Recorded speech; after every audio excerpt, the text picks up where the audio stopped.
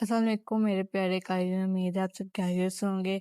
عشق سواد کی ایپیسوڈ نمبر 8 لے کر حاضر ہوں۔ آج حویلی میں عنایہ کے آنسو دیکھ کر سردار شبیر خان کا جلال فضا کو بدل دے گا۔ کہانی کا یہ دھماکے دار موڑ، پورا سین اور اگلی ایپیسوڈ کل ہی دیکھنا چاہتے تو ابھی چینل کو سبسکرائب کر لیں۔ تو چلے شروع کرتے ہیں ایپیسوڈ نمبر 8۔ ترال خان پلوشا نے دبی آواز میں زہر ابلا اور اس کی آنکھوں میں نفرت چمکنے لگی۔ شبیر خان نے تمہارے چھوٹے بھائی کو مار کر اس لاہور کی لڑکی سے نکاح کر لیا ہے اور اسے بڑی شان سے حویلی لے آیا ہے۔ اگر تم واقعی اپنے بھائی کا بدلہ لینا چاہتے ہو تو شبیر کی سب سے بڑی کمزوری اب یہی لڑکی عنایہ ہے۔ فون کی دوسری طرف زرغون قبیلے کے نئے سردار ترال خان کی گرجدار اور خوفناک آواز آئی۔ شبیر خان، تم نے میرے بھائی کا خون بہایا ہے، اب میں تمہاری اس لاہوری بیوی کو زنجیروں میں جکڑ کر اپنے پیروں میں لاؤں گا اور تمہیں تڑپا تڑپا کر ماروں گا۔ پلوشا کے چہرے پر ایک مکرانہ مسکراہٹ ابھر آئی۔ اس کا کام ہو چکا تھا۔ اب شبیر اور عنایہ کے خلاف سازش کا دوسرا اور سب سے خطرناک جال بچھانا شروع ہو چکا تھا۔ خان حویلی میں نئے دن کا آغاز تو ہوا، مگر ہر طرف ایک عجیب سی خاموشی اور اداسی چھائی ہوئی تھی۔ حال میں اب بھی شادی کے رنگ برنگے پردے لٹک رہے تھے، لیکن رات کے خوفناک واقعے اور اس اچانک نکاح نے خوشیوں کی جگہ ایک گہرا تناؤ پیدا کر دیا تھا۔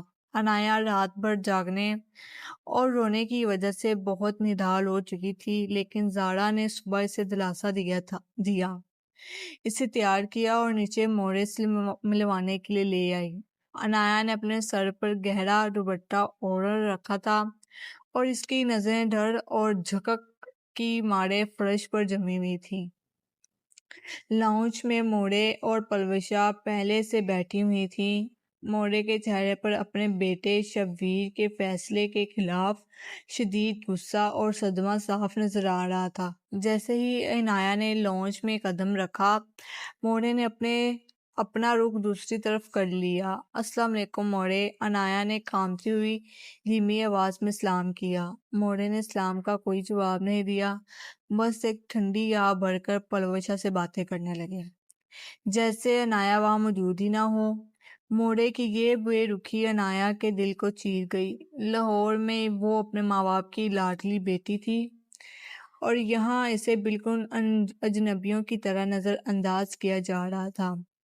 پلوشا صوفے سے اٹھی، اس کے چہرے پر تنزیہ اور نفرت کی زہریلی مسکراہٹ تھی۔ وہ آہستہ آہستہ چلتی ہوئی عنایہ کے بالکل قریب آئی اور اس کے کان کے پاس جھک کر بہت دھیمی مگر تکھی آواز میں بولی، بڑی چلاک نکلی تم لاہوری میڈم، رات کو گواہ کا جھوٹا ناٹک رچا کر سیدھا سوات کے ہونے والے سردار کے گلے جا لگی۔ پختون کی یہ حویلیاں اتنی سستی نہیں ہوتی کہ باہر سے آنے والی کوئی بھی لڑکی یہاں آ کر راج کرے۔ یاد رکھنا، شبیر لالا نے یہ نکاح صرف اپنی پختون غیرت کی وجہ سے کیا ہے، کسی محبت کی وجہ سے نہیں۔ تمہاری حیثیت ان کے لیے ایک مجبوری کی ذمہ داری ہے، ذمہ داری سے زیادہ کچھ نہیں ہے۔ پلوشا کا ایک ایک لفظ عنایہ کے دل پر کسی تیر خنجر کی طرح لگا۔ اس کی معصوم آنکھوں میں آنسو بھر آئے اور وہ اپنی سکسیاں روکنے کے لیے اپنے لبوں کو دانتوں تلے دبانے لگی۔ پلوشا کا یہ کڑوا طعنہ اس کے اندر کی خودداری کو ہلا گیا تھا۔ کیا واقعی شبیر نے اسے صرف رحم کھا کر نکاح کیا تھا؟ پلوشا، اپنی زبان کو لگام دو۔ اچانک بڑے دروازے پر شبیر کی گرجدار اور برہوٹ آواز گونجی۔ شبیر باہر سے جرگے کے کچھ آدمیوں سے مل کر واپس حویلی لوٹ رہا تھا۔ اس کا چہرہ ہمیشہ کی طرح سخت تھا، لیکن اپنی بیوی کی آنکھوں میں آنسو دیکھ کر اس کے ماتھے پر غصے کے بل پڑ گئے۔ وہ ایک مضبوط چٹان کی طرح عنایہ کے بالکل پاس آ کر کھڑا ہو گیا۔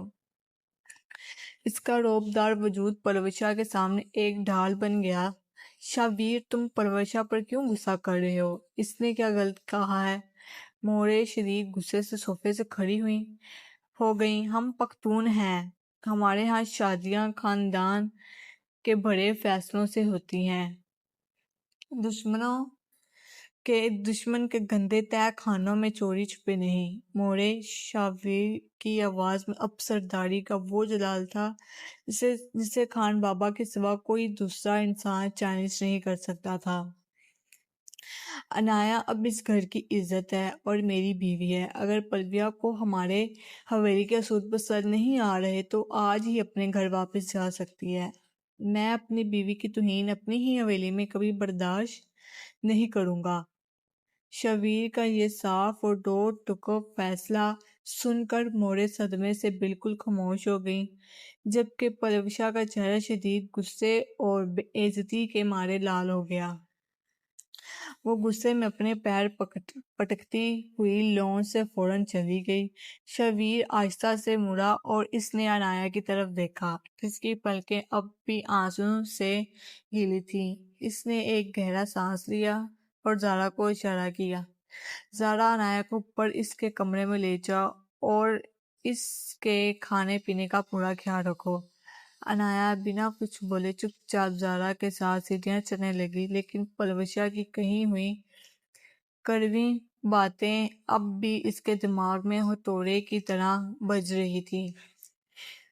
رہی تھی کہ یہ نکاح صرف غیرت کی وجہ سے ہوا ہے، کسی محبت کی وجہ سے نہیں۔ وہ معصوم لاہوری لڑکی ابھی یہ بالکل نہیں جانتی تھی کہ شبیر خان کے سخت دل میں اس کے لیے جو دیوانگی جاگ چکی تھی وہ دنیا کسی بھی روایتی محبت سے کہیں زیادہ گہری، سیدھی اور جنونی تھی۔